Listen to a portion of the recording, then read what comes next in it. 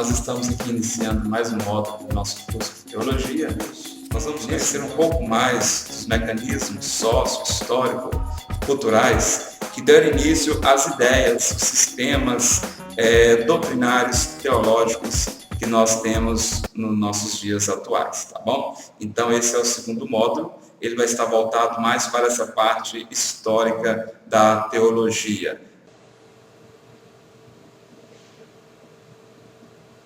Bom, estamos aqui então para a gente falar hoje sobre as origens e o significado do pentecostalismo.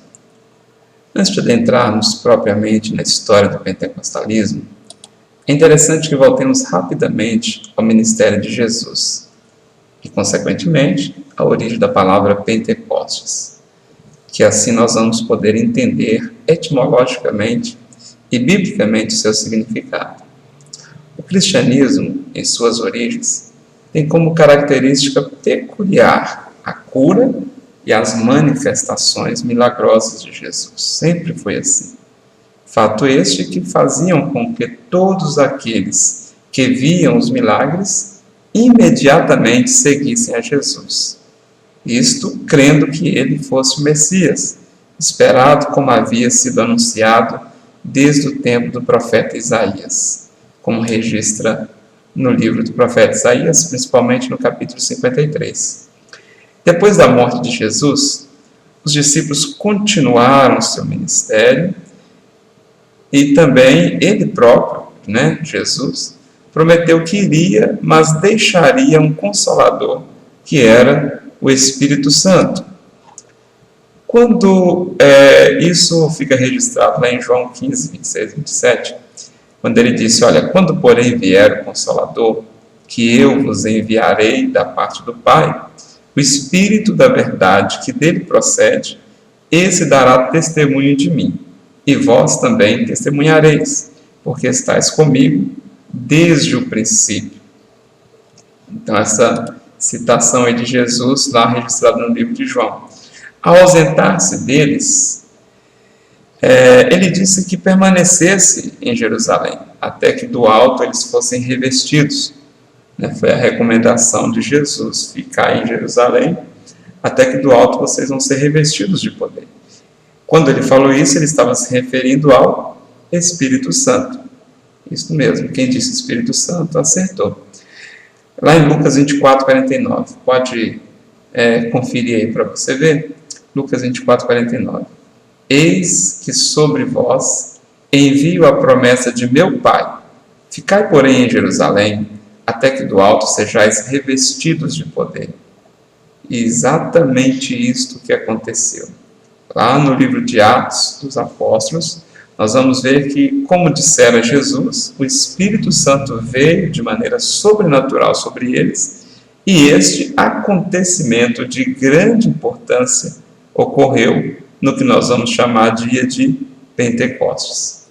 Então, queridos, a palavra Pentecostes, ela vem do grego Pentecostes, que significa quinquagésimo, tá? Então, aí está a origem da palavra Pentecostes. O dia de Pentecostes era o 50º dia após a Páscoa, dia este que se celebrava a festa das semanas. Então, durante aquela celebração da festa das semanas, o 50º dia era considerado o dia de Pentecostes. E foi nesse dia que os cristãos receberam aí, então, o cumprimento da promessa de Jesus, que era a vinda do Espírito Santo. Nesse dia, todos se reuniam em Jerusalém para adorar. As comunidades judaicas de todas as regiões vinham celebrar o dia de Pentecostes em memória de sua história. E hoje? O que significa hoje o movimento carismático? O que significa hoje o pentecostalismo? O que significa hoje falar de pentecostal? Então vamos continuar nossa aula para que nós possamos compreender isso melhor. Pentecostes. Nós estamos referindo a esse movimento carismático, que vem da origem da palavra carismático, que é uma palavra que vem de origem grega, que é carisma, que significa dons do Espírito Santo. Por essa razão, associam-se o termo Pentecostes com carismático. No entanto, entre os protestantes é mais comum se falar. O termo pentecostal surgiu no século XX, quando houve aquele derramamento do Espírito Santo nos Estados Unidos da América, semelhante à manifestação de Atos 2. Antes, porém, podemos observar, analisando a história da igreja, que Deus sempre avivou ou reavivou sua igreja, em várias ocasiões diferentes. No período da Reforma Protestante, no século XVI, Deus levantou homens como Martinho Lutero, João Calvino, John Knox. Já no século XVIII, ocorreu o avivamento morávio com o conde Zinzendorf, o grande reavivamento na Inglaterra com John Wesley, Charles Wesley, George Whitefield, e o reavivamento americano com Jonathan Edwards. Nós não podemos esquecer disso. Vamos ver também alguns conceitos de avivamento espiritual. A palavra avivamento vem do verbo avivar, que significa tornar mais vivo, despertar, reanimar-se, vivificar-se. John Stott conceitua avivamento como uma visitação itinerante sobrenatural do Espírito soberano de Deus, pela qual na comunidade inteira toma consciência de sua santa presença e é surpreendida por ela. Devemos compreender que avivamento é o cumprimento da promessa de Deus. Você lembra lá de Joel 2? Então, avivamento é o cumprimento daquela promessa. É a resposta da oração, inspirada pelo Espírito Santo, desde lá do tempo do profeta Abacuque, quando ele dizia: aviva a tua obra, ó Senhor, no decorrer dos anos. Então, avivamento é, acima de tudo, a manifestação de Deus no meio do povo, isto através do Espírito Santo, com a finalidade de renovar, reavivar, despertar a igreja, que às vezes anda sonolenta, acomodada. Então, o movimento pentecostal é fruto de um avivamento genuíno que ocorreu na América do Norte, no início do século passado, e que se espalhou por todo o mundo, inclusive no Brasil. Então, relembrando aí, o movimento pentecostal, ele é fruto de um avivamento verdadeiro, genuíno, que ocorreu na América do Norte, no início do século passado, e que se espalhou por todo o mundo, inclusive aqui no Brasil. Tradicionalmente, reconhece-se o começo do movimento pentecostal com o avivamento ocorrido em 1906. Aquele lá em Los Angeles, nos Estados Unidos, na Rua Azusa, que ficou muito famoso, que é caracterizado pelo batismo com o Espírito Santo, e esse batismo com o Espírito Santo que foi evidenciado pelos dons do Espírito, principalmente as línguas estranhas. Curas vem acompanhado, profecias, interpretação de línguas e outros mais. Esse avivamento na Rua Azusa rapidamente cresceu, alcançando outros lugares e pessoas de várias partes do mundo que foram até lá para conhecer de perto o movimento. Algum tempo depois, vários grupos semelhantes foram formados em muitos lugares dos Estados Unidos. O negócio espalhou-se nos Estados Unidos. Mas com o rápido crescimento do movimento, o nível de organização também cresceu até o grupo denominar-se Missão da Fé Apostólica da Rua Azusa.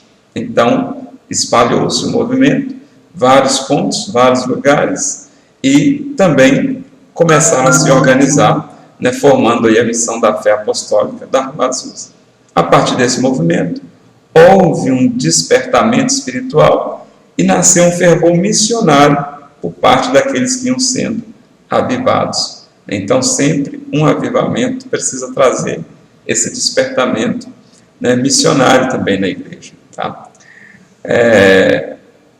Em outubro de 1900, um homem chamado Charles Fox fundou na cidade de Topeka, no Kansas, Estados Unidos, o Bethel Biblical College, ou seja, a Faculdade Bíblica Bethel. onde um dos seus principais ensinos era sobre a espera do batismo do Espírito Santo com fogo. Segundo ele, esta era a segunda bênção.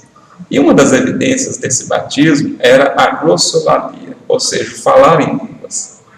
Barton estava inconformado com o fato das igrejas terem se afastado do fervor da igreja primitiva e de ter esquecido os dons do Espírito ao decorrer da história da igreja. Assim, então, ele começou seus ensinos, incentivando uma volta ao agir do Espírito Santo. Agnes, uma de suas alunas, em 1 de janeiro de 1901, recebeu o batismo do Espírito Santo e falou em línguas, assim como muitos outros depois. Então, começa ali, aconteceu o que ele queria com a sua faculdade. Tal ênfase no Espírito, evidentemente, era influenciada do movimento do Hodgins, oriundo de John Wesley, lá no final do século XIX, como já vimos anteriormente. Um de seus alunos era o pastor William James, um homem negro, cego de um olho e de família de ex-escravos. Samuel receberam um convite para pregar na igreja da evangelista negra também, Nellie Terr, em Los Angeles, porém teve problemas com ela.